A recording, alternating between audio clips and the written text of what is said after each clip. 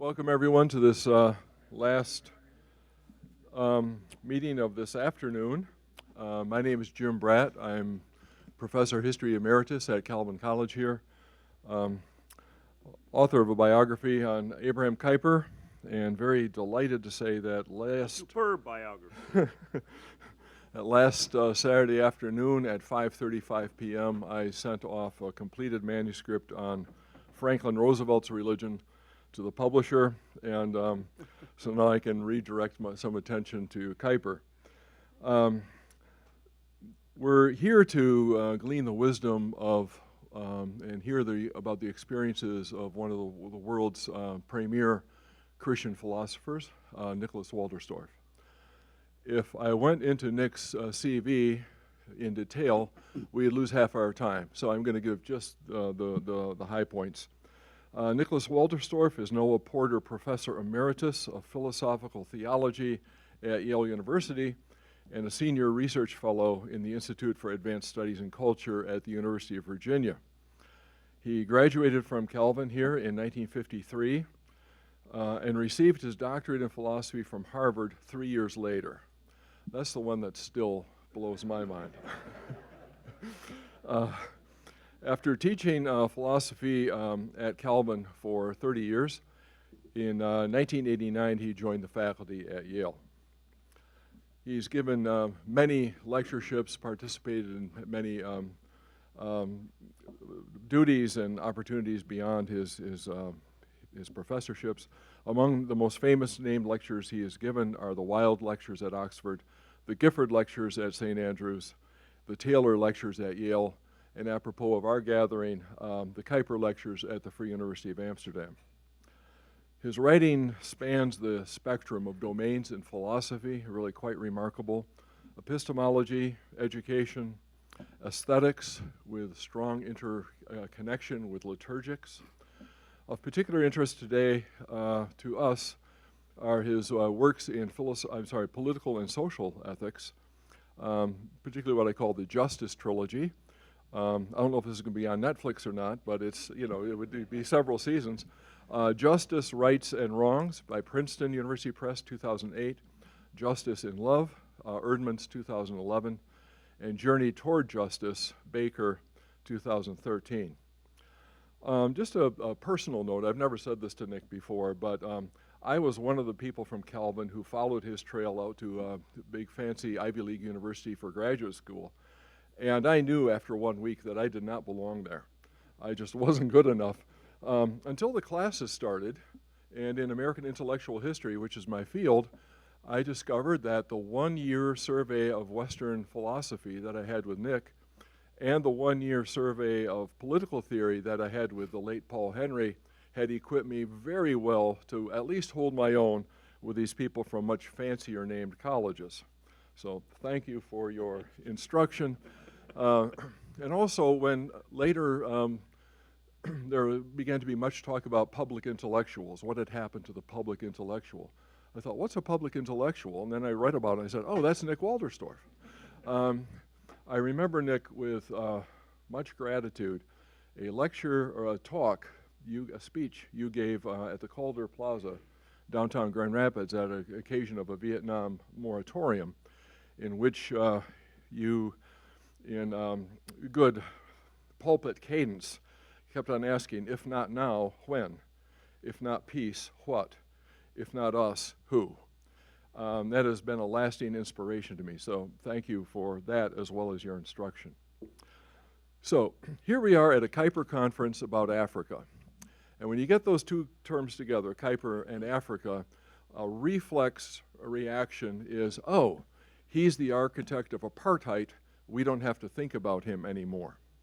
I find this particularly on the progressive end of the spectrum, but you hear it other places as well. Now, the fact is that that linkage is incorrect. Yet, we have to say that there are elements in Kuyper that the real architects of apartheid could draw on, or at least invoke in justifying their system.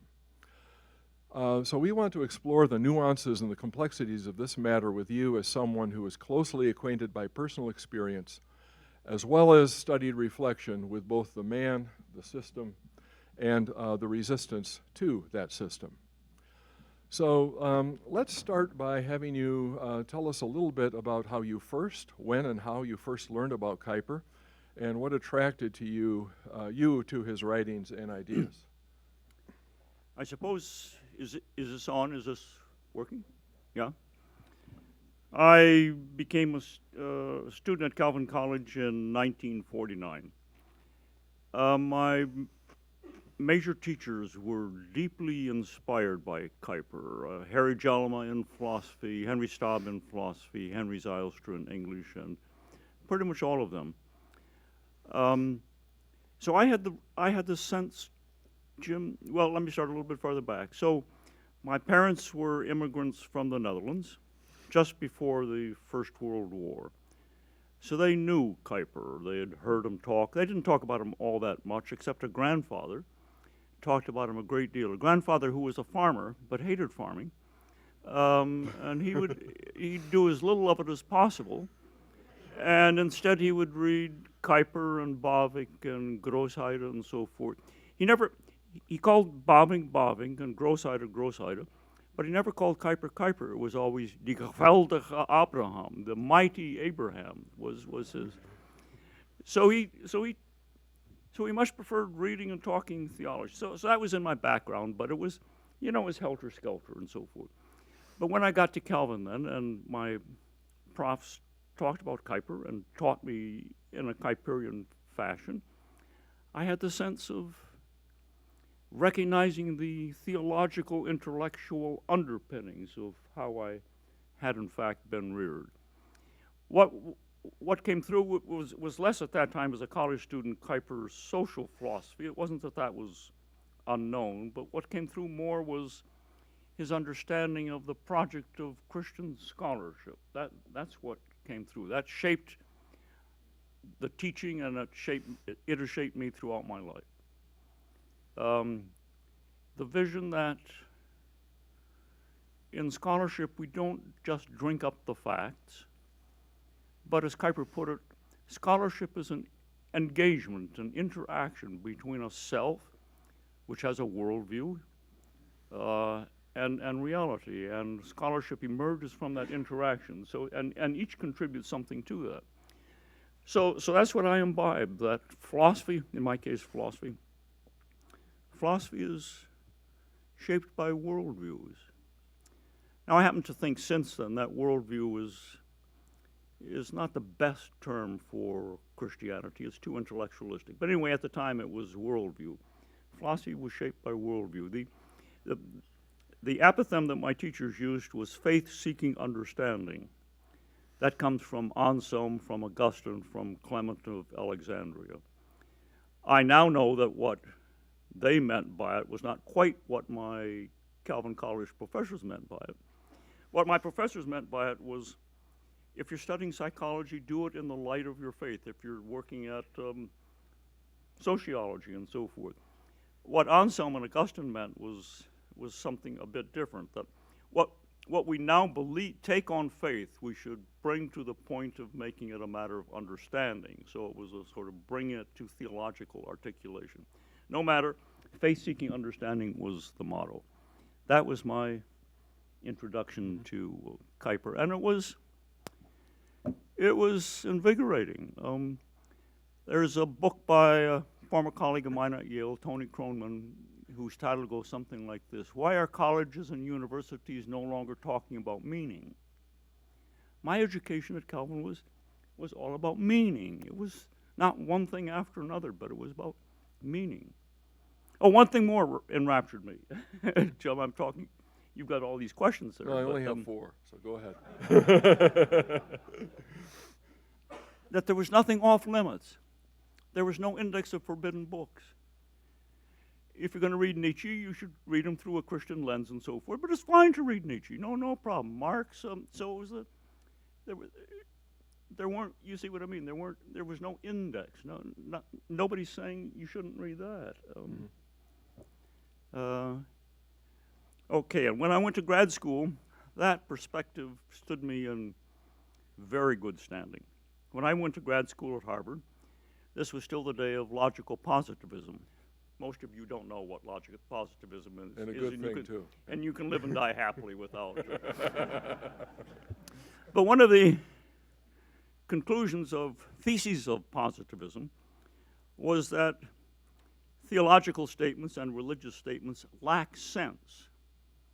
Only scientifically verifiable statements have sense, and they didn't think that theological statements and religious statements had sense. They were nonsense, lacking in sense. That was the attack of the positivists on religion. Now, I think that a lot of religious people, young people, would have been put off by that. I viewed it with a mixture of annoyance and amusement, because it became clear to me very soon that what was going on was that the positivists thought that the way to genuine progress was through natural science. Now, if you think that the road to progress is natural science, then you've got to have some scheme or whatever, some criterion for differentiating between science and the sort of fake stuff. And the criterion was empirical verifiability. So the reason that I wasn't upset by this, but instead bemused and annoyed, was that I saw that it was not drinking in the facts about meaning. It was, to put it bluntly, an idolatry, the idolatry of modern natural science. And I didn't believe it for a minute. So my teaching at Calvin, this Kuyperian, the intellectual endeavor is always approached by human beings who have worldviews, and with those worldviews they engage reality. They don't just drink in facts. That perspective stood me in mighty good stead then, and has ever since. Yeah, thank you. Now tell us how you found out about and how you experienced South Africa and got acquainted with apartheid. So the ancestor of the organization of which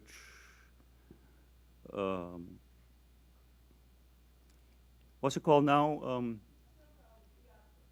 Yeah. The ancestor of that held its first meeting in Potchefstroom, South Africa in 1975. It was called something like Association for Reformed Institutions of Higher Learning, right?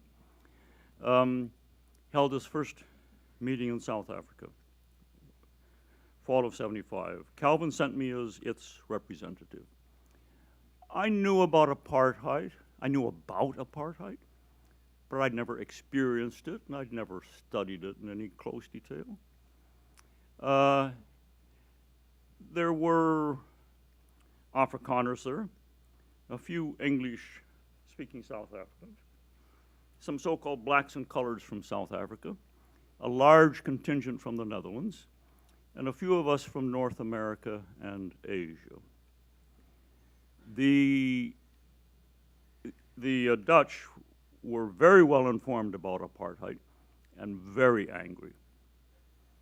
Any of you ever come across an angry Dutchman? They were very angry.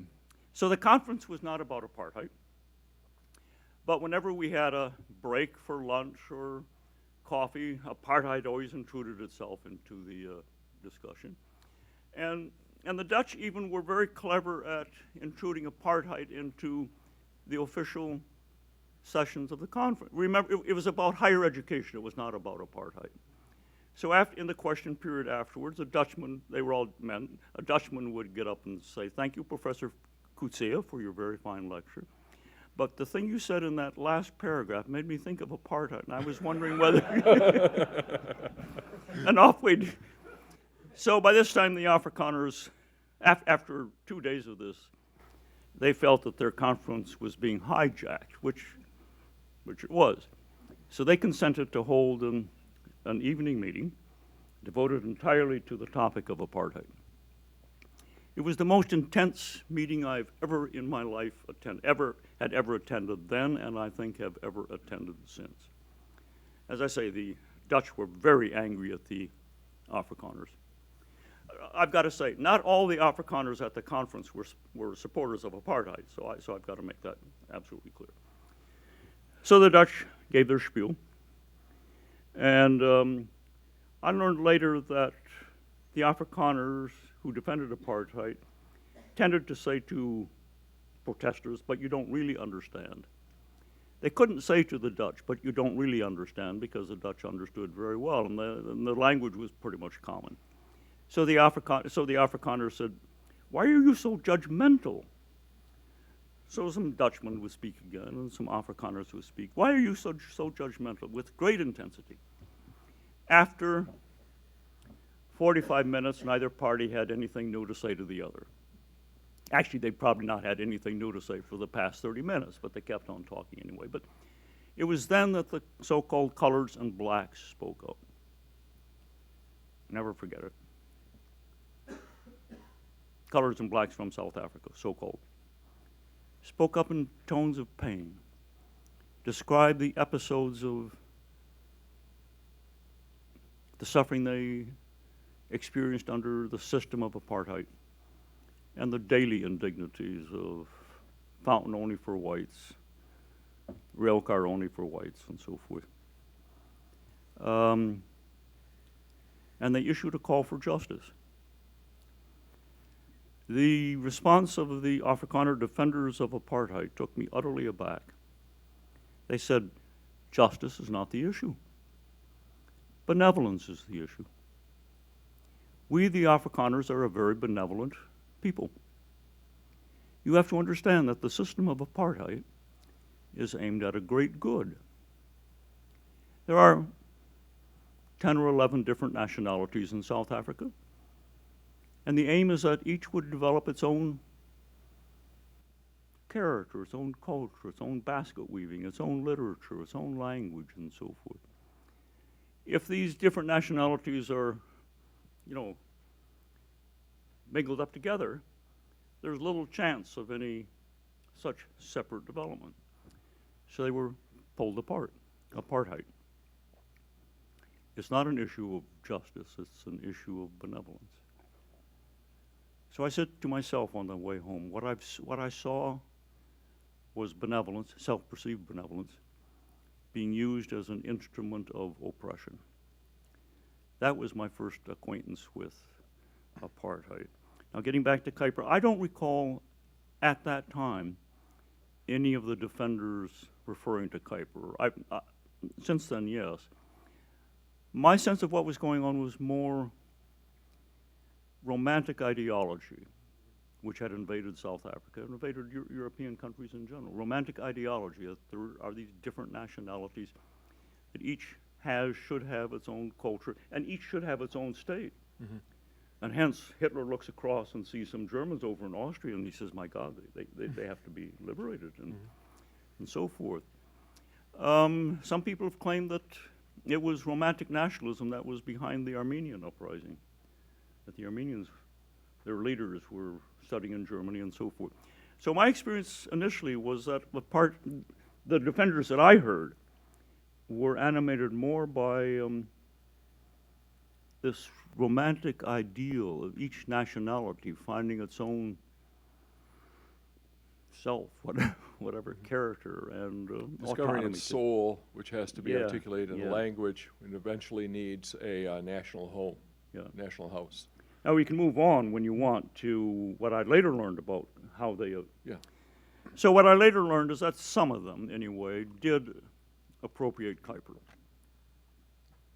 I think they misused Kuyper, but there were two elements in Kuyper that made him susceptible to this misuse.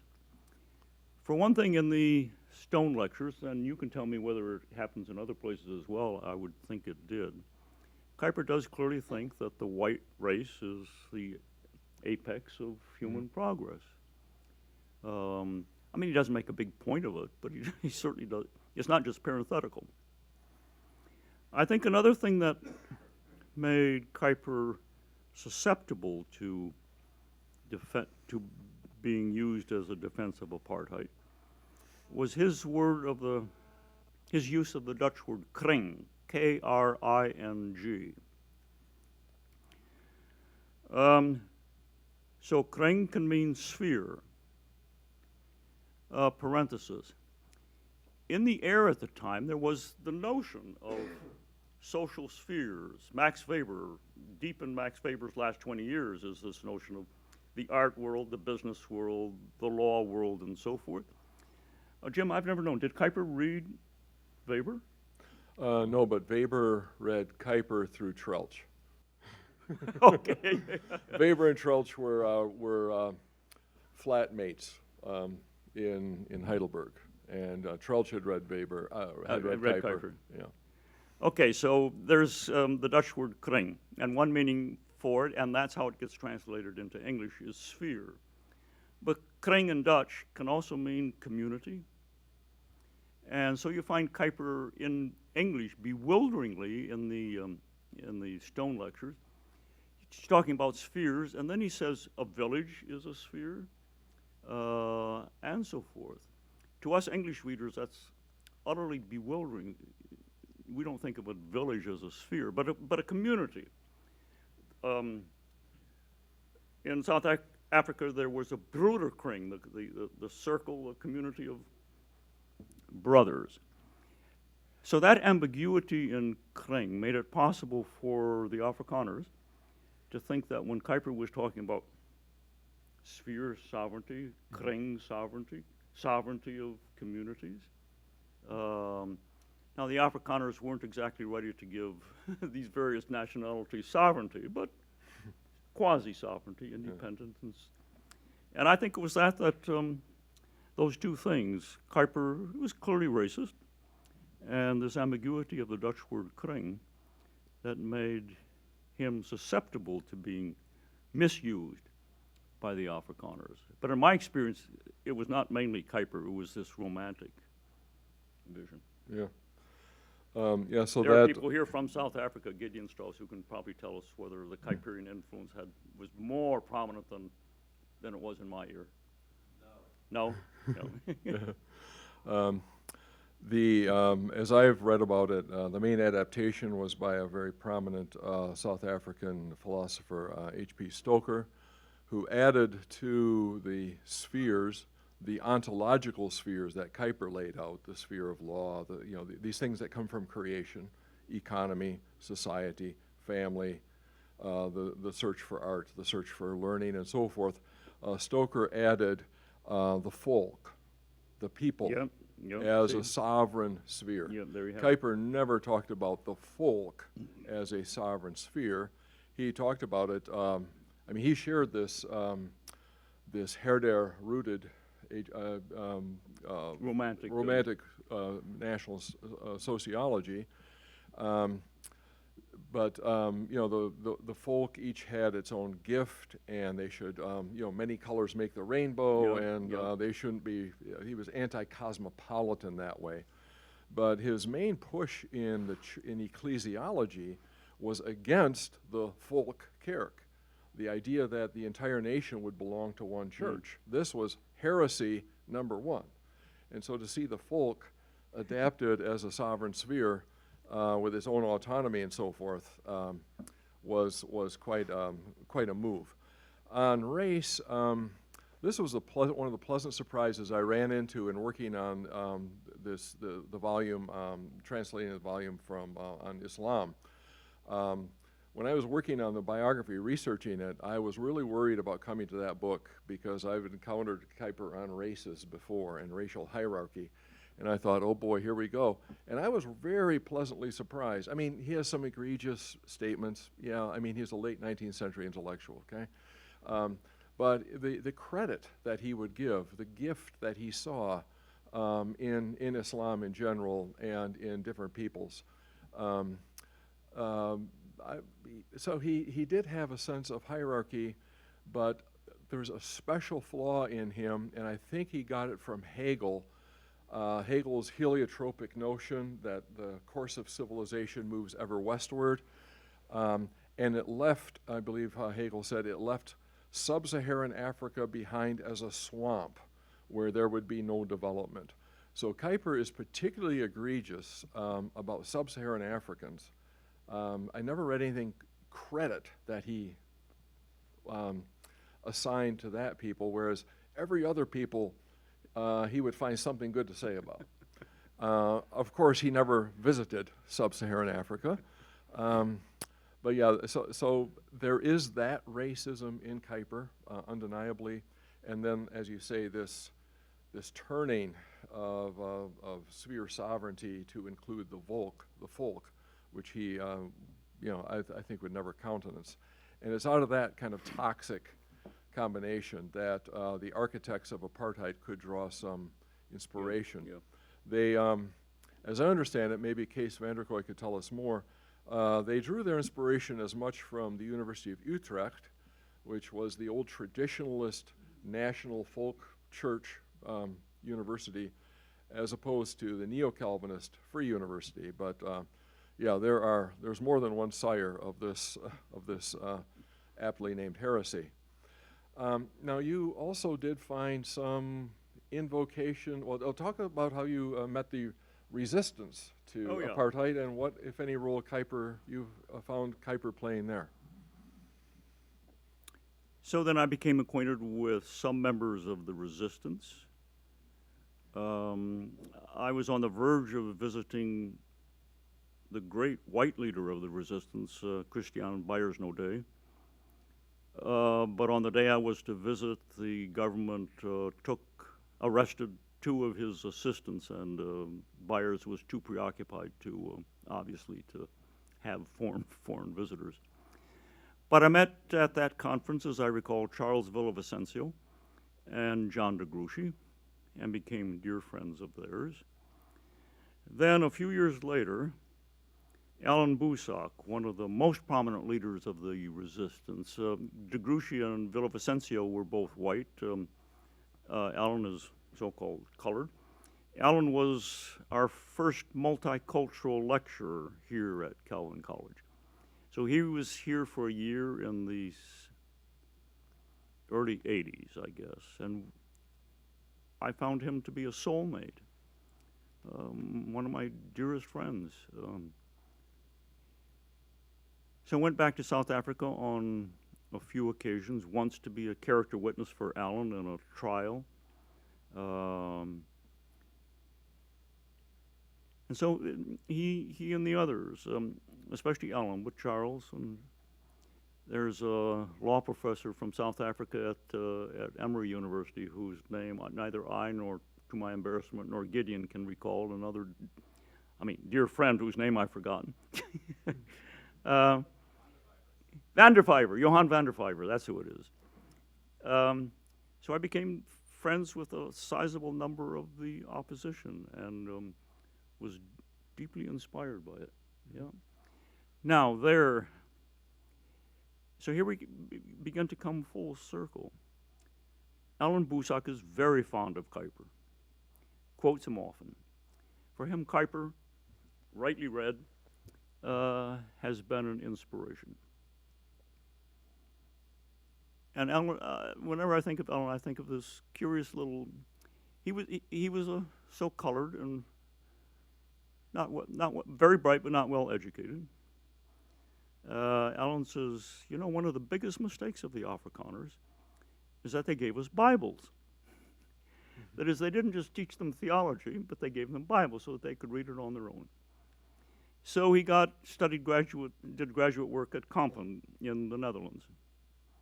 I shall never forget Alan telling me once his first, how shall I put this? His first sense of reception into the human community.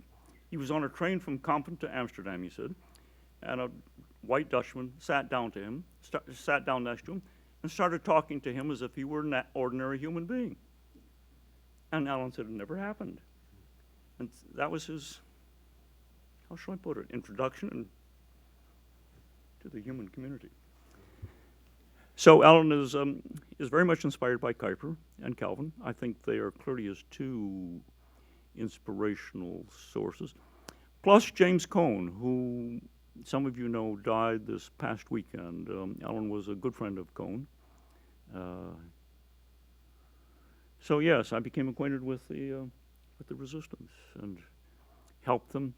Well, so I left South Africa after that 75 conference,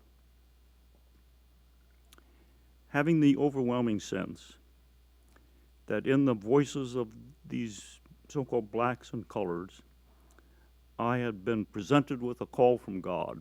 I didn't hear extra voices in the air. The voices I heard were just their voices.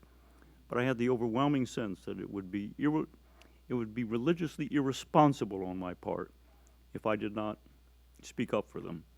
So I did but I didn't think I was called to change my profession. What I did instead is go home, buy yards of books of South Africa, read up on the history, write about it, speak about it, and so forth. Yeah, I just was reading last week a book by Kees and Margriet van der Kooi they wrote together, and in a couple places there, Margriet says, as a hospital chaplain to some patients of hers, you know, most angels are just other human beings, and those were the angels. Yeah.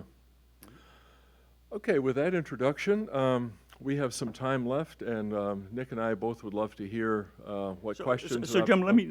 Okay. Well, I do want the people to get in, but let me say a bit about then my interaction with the other side of Kuyper, the social analysis side, because this has been, well, it's gotten into the social analysis, but it began from Kuyper's vision of scholarship. So what I took away from Kuyper, I now see, was a certain vision of how the Christian should live in society. The Christian is not called to go out to the wilderness somewhere and set up a separate community, but I'm to engage with my fellow philosophers of whatever stripes, and you with your fellow historians. But in all the social practices and institutions of society, we are called to think and speak and act as Christians. That, I think, shaped Kuyper's, as I see it, shaped Kuyper's entire range of thought. In the ordinary institutions and practices, the political, the economic, the philosophical, whatever, called to think and speak and act as Christians. The speaking is important for me, and I think it was for Kuyper. There are some Christians who speak very abusively to their secular counterparts. That's not called for. Evangelicals sometimes have not acquired a voice. When I taught philosophy of religion at Yale, it was a lecture course, and there were about 80 students in it, but in spite of the fact that we had discussion sections, I allowed questions in class. Pretty much every other year, an evangelical student, I came to know that it was an evangelical student, would raise his hand, always a fellow, never a woman, and say something like this.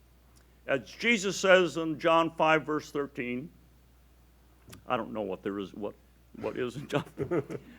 But then, by then I knew some of the students, and the Jewish students would be looking at their hands, and So I'd have to take the student aside afterwards and say, I'll use the name of one of them.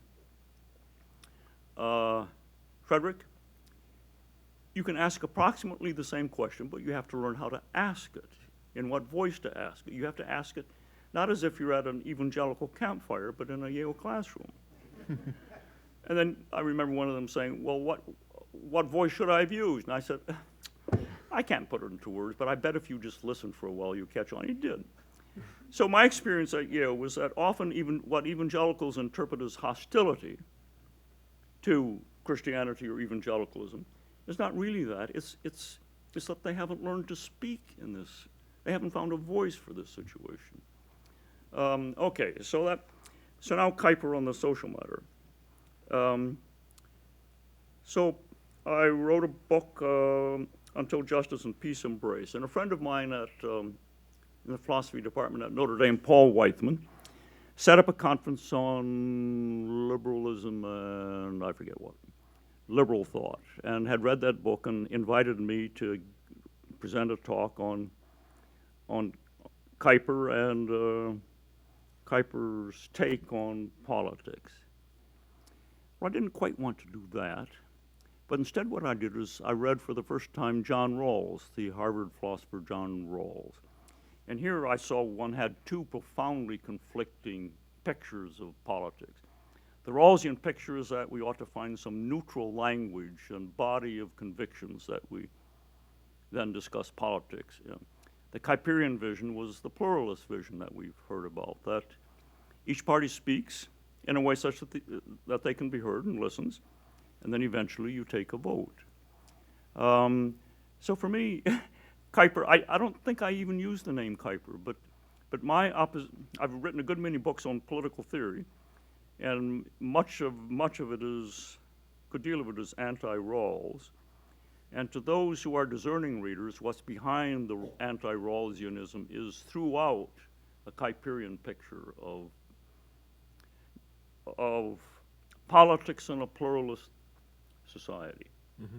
So Kuyper shaped my thought both in scholarship and in how I think about politics. Okay. Okay, thank you. Now, yeah, questions from the audience. We're both looking forward to hearing them and trying to answer them. One of the Kuyper philosophies, deals with I wonder if we shouldn't. cultural mandate. Deals with cultural mandate.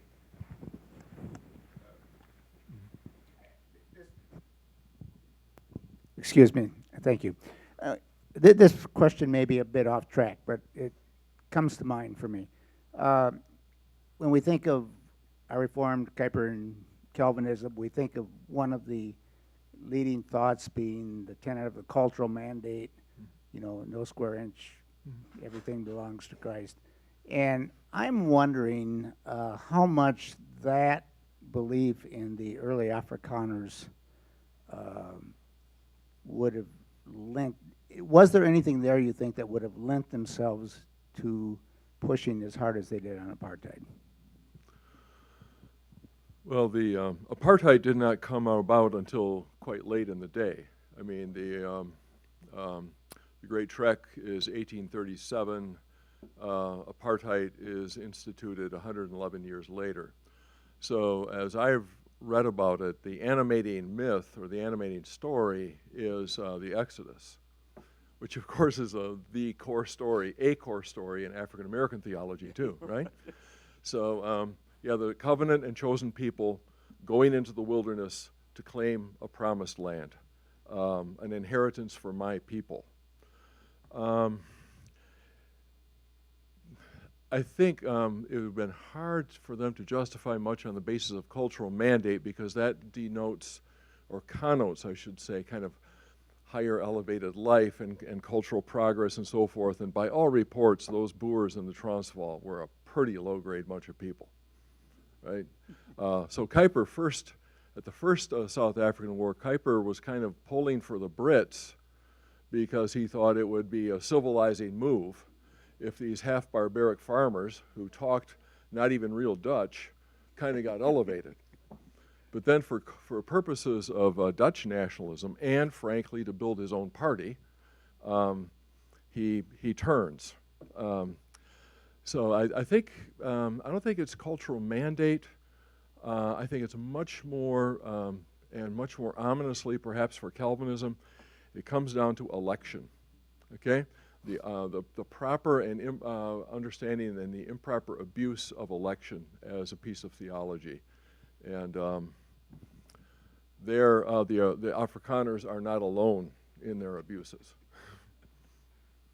Thank you.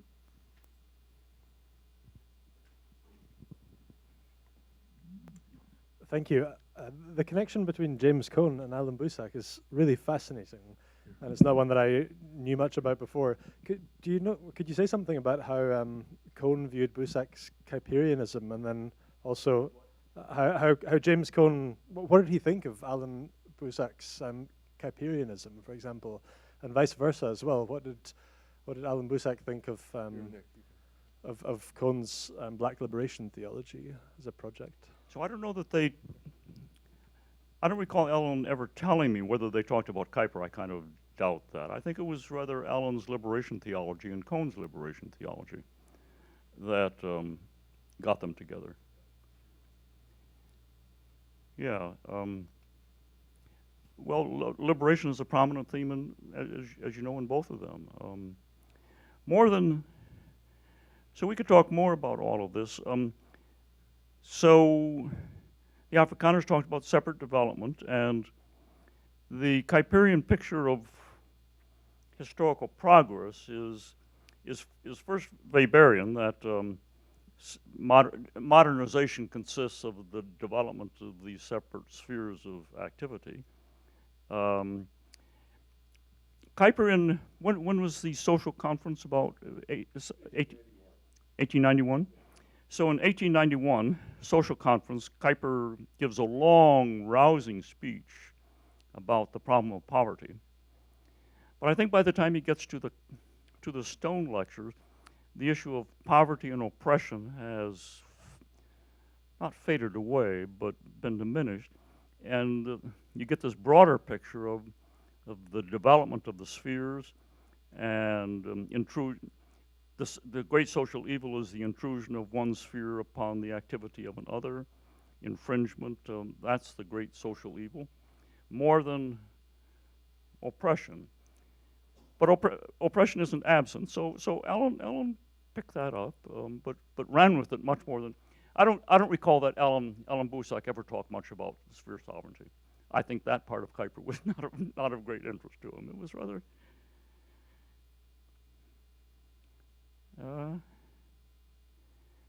was rather. I think, thinking back on it, Kuyper standing up for the little person. That's what inspired. Standing up for the little person against government and whoever else.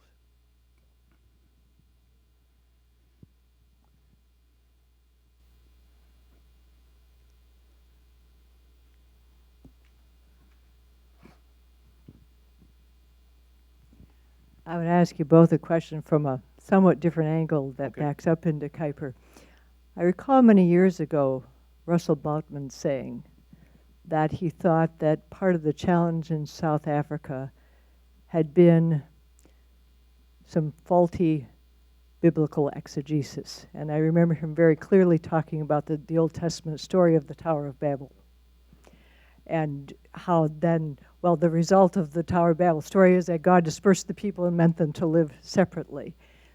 And he cited at that time that it was the toxic intersection of bad biblical exegesis with some remnants in some forms, which you noted, Jim, of Kuyperian thought. He thought it was the intersection of those two that really created frameworks that supported apartheid.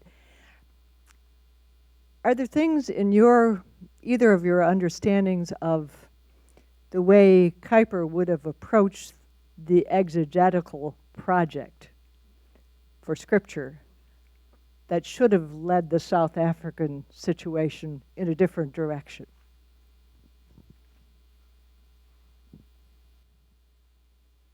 Jim?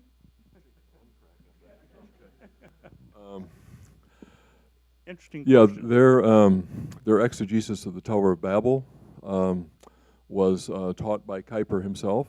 That was his take on this. And it ties back to this German-rooted romantic sociology of Herder. I think Herder meant it really for good. It was, Herder was animated, and I think Kuyper was as well, against a Enlightenment rationalist homogenization of all people, a cosmopolitan sameness. And Kuyper and Herder wanted the rainbow. They wanted 100 flowers to bloom. And they didn't have Chairman Mao's ultimate solution for that in mind either. But do all the stripes of the rainbow have equal standing?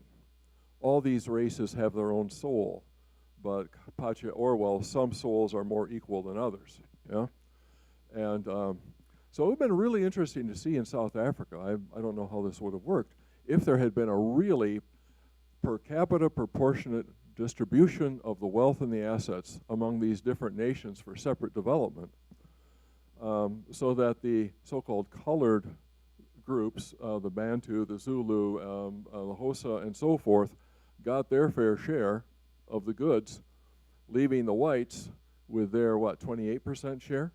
That would have been an interesting project.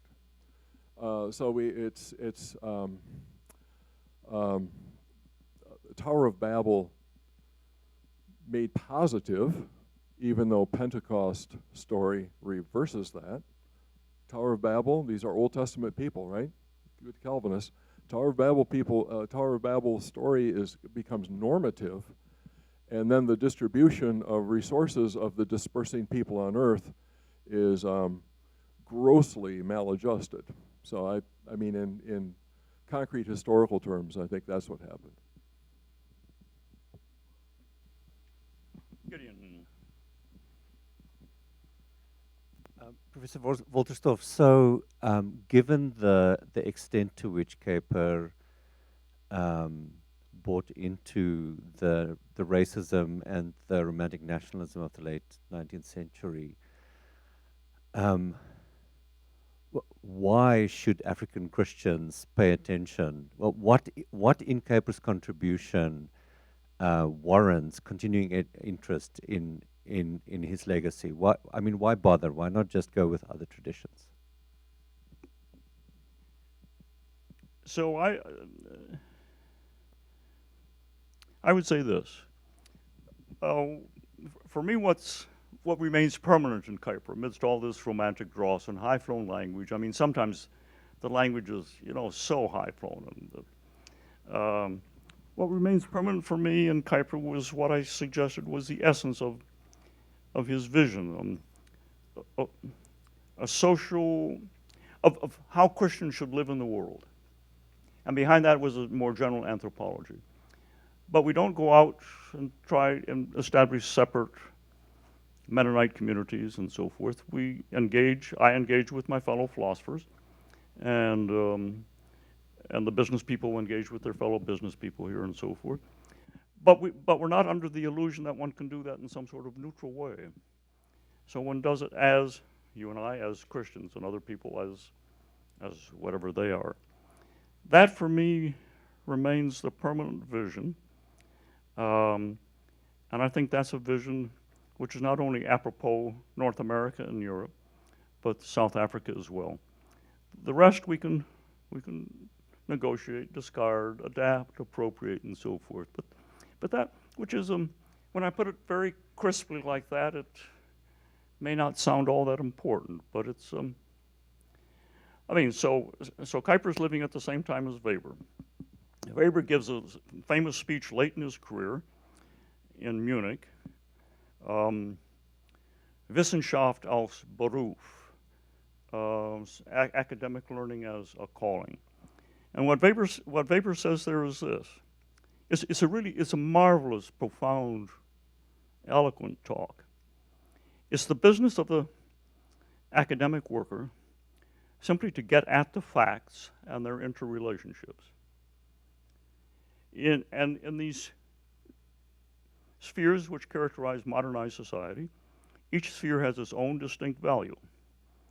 In art, it's the aesthetic. In business, it's the bottom line. In the academy, it's getting at the facts and their interrelationships. And anybody who intrudes any other kind of value is distorting it. In the modern world, says Weber, if you are still what he calls an inner-worldly ascetic, and a religious person who wants not just to get to heaven, but live Christianly, Jewishly in this world, if you you're in business and you decide to run your business according to Christian principles and not just the bottom line, you will inevitably be squeezed out. If you are an academic person and you say, oh, wouldn't it be wonderful to recover discussions about meaning in the academy, not just getting at the facts, you will not get tenure, or if you do get tenure, you will be treated as a pariah. That's Weber's profound but melancholy vision. So now we've got Kuyper, who's also working with the same theory of modernization, spheres, who gives us profoundly different interpretation. Each of us is called to, in these shared practices and institutions, to live out our deep convictions, to be in Weber's terminology, inner-worldly ascetics in business, in art, and so forth. That's in a way in a way that's one of the deepest contrasts in the modern world and thinking about the modern world. And I think Kuyper was right about that. I would add one more thing. Kuyper had a profound respect for human cultures. At one point he says that the image of God is reflected in each of us individually, but the image of God is most perfectly reflected in the whole of humanity. And here's the good side of the Herder inheritance. Every human tribe, people, nation, has something distinct and important and irreplaceable to add. Now, very lamentably, he did not extend that logically to sub-Saharan Africa. But when we see in the trickiness of God, Kuyper sometimes had God too much in a box. He didn't know what a tricky worker God could be. But in divine providence, sub-Saharan Africa has become if not the center of world Christianity. Yeah, and there are gifts there that incarnate the gospel per original, or if you will, native culture or primal religion. I hope I'm not offending anybody with this language. This is the stuff I've heard. But there's an uptake capacity in sub-Saharan cultures that give a unique and very strong expression of the gospel. And so I think that Kuyper's very high valuation of human culture, with all the distortions of sin and so forth, I think he's better on that than Barth, for instance. I think that's something that I hope that sub-Saharan African churches can forgive, if not forget, and appreciate an unexpected gift. That's yeah, my better hope. and there's one more facet of social Kuyper vision that I would like to emphasize: the anti-individualism of it. So Kuyper's picture was this: that we human beings have a natural right. He used the word right. We have a natural right to get together, form associations, and which have an authority structure to them. We have a natural right to form, well, chess clubs, colleges, universities, business. This right is not delegated from the state. So Kuyper's fighting declaration by the French Parliament right after the Revolution that almost every grouping has to be authorized by the state.